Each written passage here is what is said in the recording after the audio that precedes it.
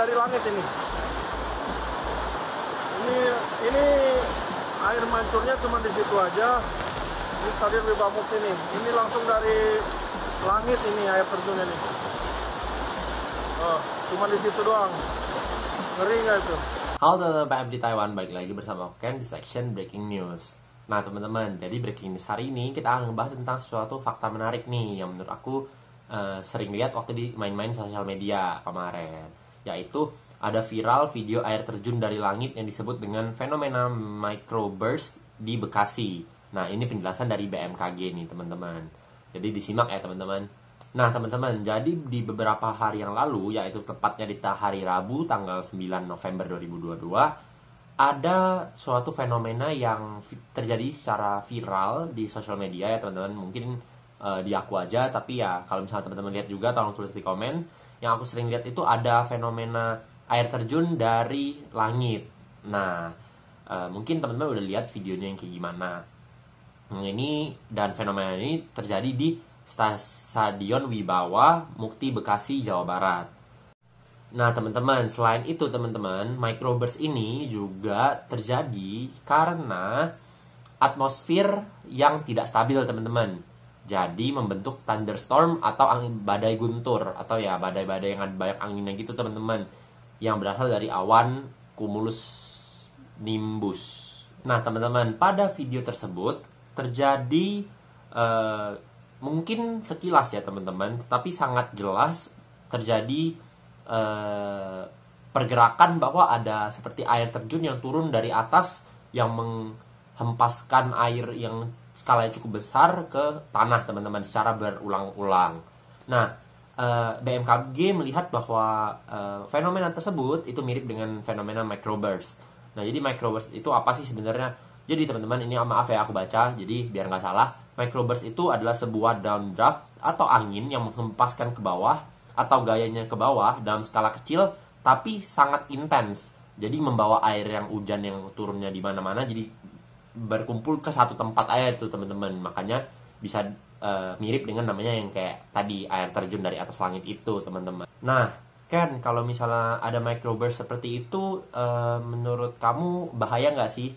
Nah teman-teman, terlihat dari video yang telah ditayangkan itu menurut aku bahaya ya teman-teman, karena kan itu deras airnya itu sangat deras dan juga intens ya teman-teman. Jadi kalau misalnya teman-teman bisa terhindar dari microburst atau dari tekanan air yang cukup gede seperti itu, ya kalau bisa jangan sampai kena teman-teman, karena ya mungkin kita nggak akan sampai gimana-gimana banget, tapi ya tetap aja karena tekanan air yang besar itu bisa menyebabkan teman-teman bisa terkena cedera nih ke depannya. Jadi hati-hati teman-teman. Nah teman-teman, tapi banyak orang yang mengatakan di sosial media bahwa pergerakan yang terjadi di Bekasi di Stadion Wibawa tersebut itu bukan microburst, tetapi hanya ternyata talang air yang rusak sehingga membuat pergerakan yang cukup intens tuh di sana teman-teman. Tapi masih belum tahu nih kebenarannya itu memang microburst atau talang air yang rusak nih teman-teman. Nah untuk kejelasan berikutnya teman-teman pantengin aja di news yang di bawah, nanti aku tulis, teman-teman buka, teman-teman bisa cek langsung. Mungkin breaking news hari ini sampai sini aja teman-teman. Semoga teman-teman merasa tahu akan sesuatu yang namanya mungkin microburst ini, karena aku juga baru tahu teman-teman bahwa oh ternyata ada ya fenomena yang dinamakan microburst seperti ini, yang emang ada fenomenanya di luar sana teman-teman, biar teman-teman juga bertambah ilmunya. Ya mungkin teman-teman sampai sini aja breaking newsnya. Teman-teman tunggu, see you guys on fun fact. Oke? Dadah. Halo teman-teman PM di Taiwan atau yang lagi nonton IG Radio. Nah semuanya, hari ini aku akan ngebahas tentang satu topik yang menarik menurut aku, yaitu burnout atau malas. Nah jadi sebenarnya teman-teman itu pernah gak sih ngerasa yang namanya kayak aduh capek banget untuk ngelakuin sesuatu, dan teman-teman ngerasa ih tapi kok aku jadinya kayak males ya. Nah itu teman-teman harus hati-hati tuh, itu males atau itu teman-teman lagi burnout. Oke, ditunggu. Nah teman-teman, aku yakin beberapa dari teman-teman yang nonton pasti pernah yang namanya burnout. Nah, burnout ini apa sih Ken sebenarnya? Nah teman-teman, jadi sebelumnya untuk topik kali ini aku tuh nonton dari salah satu channel YouTube yang menurut aku ada banyak banget ilmunya dan juga bisa bantu teman-teman mengetahui bahwa keadaan mental teman-teman sekarang itu sedang baguskah atau teman-teman sedang capek atau gimana. Nah teman-teman boleh tuh langsung cek ke channel YouTube-nya. Jadi teman-teman, menurut sumber dari channel YouTube tersebut, burnout itu artinya dimana badan, fisikal, mental dan juga pikiran kita itu sedang kelelahan dan nggak bisa beraktivitas seperti biasa teman-teman karena saking lelahnya. Dan ini disebabkan oleh stres yang berlebih serta kita sendiri secara mental dan juga fisik udah terlalu capek untuk bisa ngelawan rasa capek itu sendiri. Nah teman-teman, riset di US mengatakan pada tahun 2010 dari penduduk US itu 70% itu pasti udah pernah kena yang namanya burnout. Dan 40% dari 70% tersebut pernah terjadi burnout yang akut nih teman-teman. Jadi teman-teman perlu waspada nih. Nah teman-teman, dari video tersebut dikatakan bahwa salah satu sign atau salah satu tanda-tanda di mana teman-teman itu burnout itu depersonalization, atau teman-teman tuh nggak ngerasain bahwa teman-teman itu teman-teman. Nah, jadi maksudnya apa sih Ken? Jadi ada di masa dimana teman-teman tuh ngerasa bahwa teman-teman yang sekarang itu ngerasa bahwa ya hidup teman-teman mungkin yang ngulang-ngulang gini-gini aja. Terus juga teman-teman ngerasa bahwa rutinitas teman-teman ya kayak gini aja. Terus teman-teman tuh rasanya kosong aja gitu loh di hidup teman-teman, walaupun teman-teman mungkin sudah punya pemasukan yang udah teman-teman mau. Teman-teman juga udah ngerasa bahwa teman-teman tuh udah melakukan kemampuan teman-teman yang terbaik. Tapi ya ngerasanya ya gini-gini aja, kosong gitu teman-teman. Sama seperti ketika teman-teman ngelihat nonton diri teman-teman itu kayak ya dari point of view yang lain. Jadi teman-teman tuh ngerasa bahwa teman-teman tuh menonton diri teman-teman untuk menjalani hidup sehari-hari. Nah, tanda-tanda yang kedua teman-teman. Tanda-tanda yang kedua ini cukup bisa teman-teman langsung sadarin nih. Teman-teman itu burnout atau teman-teman malas. Jadi kalau misalnya malas, itu biasanya terjadi karena kebiasaan teman-teman. Karena teman-teman udah biasa malas, jadinya teman-teman ngerasa bahwa kemalasan itu ya udah sehari-hari aja gitu loh. Sedangkan kalau misalnya teman-teman burnout, teman-teman tuh ngerasa bahwa loh kok aku nggak semangat dulu ya, nggak bermotivasi seperti dulu ya. Nah itu tanda-tanda tuh teman-teman bahwa teman-teman tuh burnout. Karena kalau misalnya teman-teman malas, itu dari dulu teman-teman nggak mungkin ada memotivasi diri teman-teman untuk terus bertumbuh dan juga untuk terus bisa lebih baik ke depannya.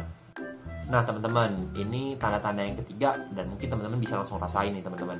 Teman-teman tuh dulunya itu sangat passionate atau sangat suka dengan satu hal, tapi makin kesini teman-teman ngerasa kok aku di bagian sini ya, atau kok aku ambil jalan ini ya.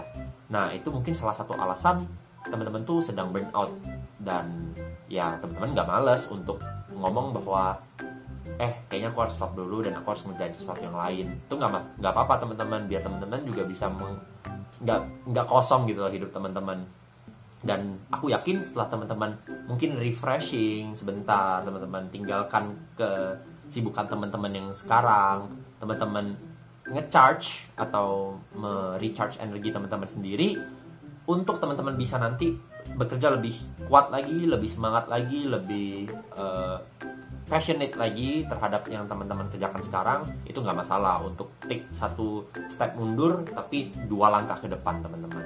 Nah ini mungkin yang terakhir nih yang aku mau share teman-teman. Teman-teman itu kalau teman-teman burnout, teman-teman tuh biasa ngerasain tanda-tanda yaitu teman-teman tuh lebih sering merasa kesal atau teman-teman kemudian.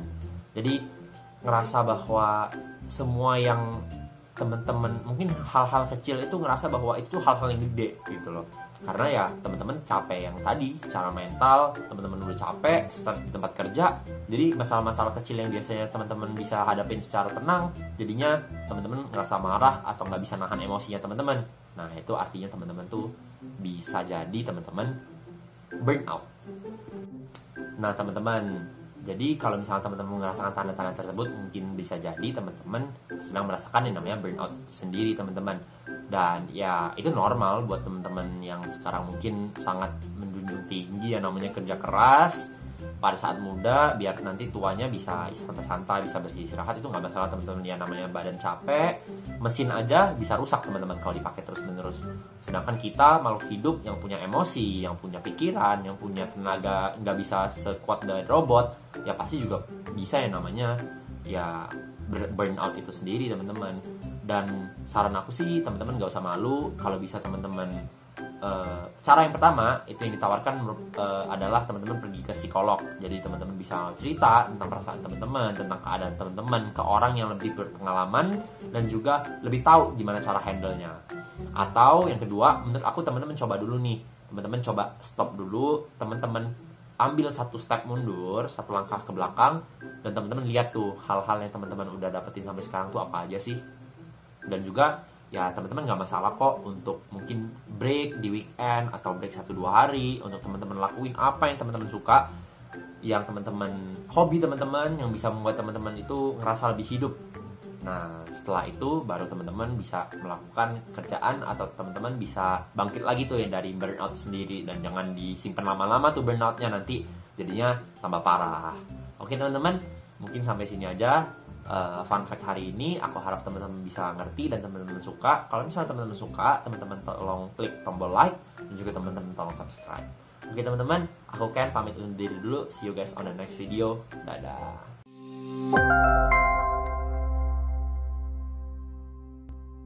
Halo teman-teman PMI di Taiwan, lagi bersama aku Ken di section Explore with Aji Radio. Dan hari ini aku akan ngebahas tentang Aji Radio on-site Chinese lesson. Jadi teman-teman, Aji Radio itu ada buka Chinese lesson loh buat teman-teman, dan itu fee-nya gratis. Nah, tempatnya di mana? Nah, di sini teman-teman. Jadi ini di Central District Kota Taichung di Chongshan 73. Nah, buat teman-teman yang mau lihat langsung di mana, itu ada di kolom description ya. Nah teman-teman, jadi sebenarnya ada apa aja sih di dalam Chongshan 73 ini teman-teman?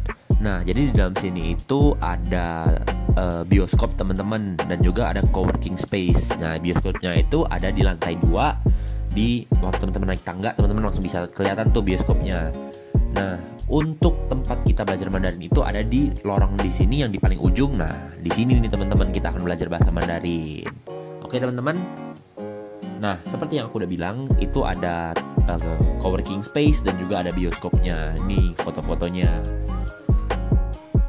Nah teman-teman, jadi minggu lalu itu kita udah ngebahas tentang maknanya kuliner Kota Taichung nih, tentang mengenal makanan dan minuman khas Kota Taichung. Nah untuk minggu depan atau minggu ini itu kita ngomongin tentang mantulnya pemandangan Kota Taichung, mengenal pemandangan dan juga bangunan khas Kota Taichung apa aja sih. Nah untuk next weeknya nih teman-teman, kita akan ngomongin tentang menariknya budaya Kota Taichung. Jadi tentang acara-acara musik yang ada dan juga kesenian di Kota Taichung itu ada apa aja sih, dan gimana cara ngomongnya pakai bahasa Mandarin. Nah untuk tanggal 19 bulan November nanti itu kita akan ngomongin tentang merancang perjalanan di Kota Taichung. Jadi tentang gimana sih caranya merancang tamasya sehari di Kota Taichung itu menggunakan bahasa Mandarin, dan juga plan-plannya itu gimana aja sih. Nah ini seru banget nih teman-teman. Nah teman-teman, jadi sebenarnya benefit datang ke sini apa sih? Jadi teman-teman pastinya akan mendapatkan bahasa Mandarin nih, yaitu ya kemampuan bahasa Mandarin teman-teman akan meningkat, serta dapat snack khas Indonesia dari tim ID Radio. Nah eksklusif buat teman-teman yang datang 2 minggu, itu teman-teman bisa dapetin materi course exam TOCFL, sehingga teman-teman nggak perlu lagi tuh beli buku atau beli apapun tentang TOCFL, karena teman-teman udah dapetin materi yang berbobot banget buat tes TOCFL. Nah, mungkin sampai sini aja. Aku tunggu teman-teman di lokasi ya teman-teman. See you guys. Dadah.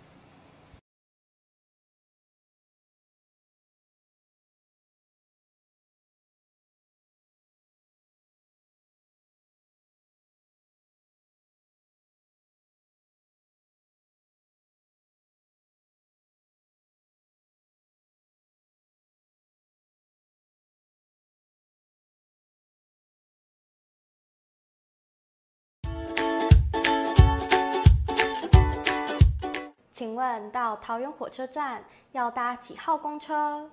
你可以搭101号公车。请问多久会有一班车？20分钟一班车。请问到高铁站要搭几号公车？你可以到对面搭101号公车，请问多久会有一班车？ 15分钟一班车。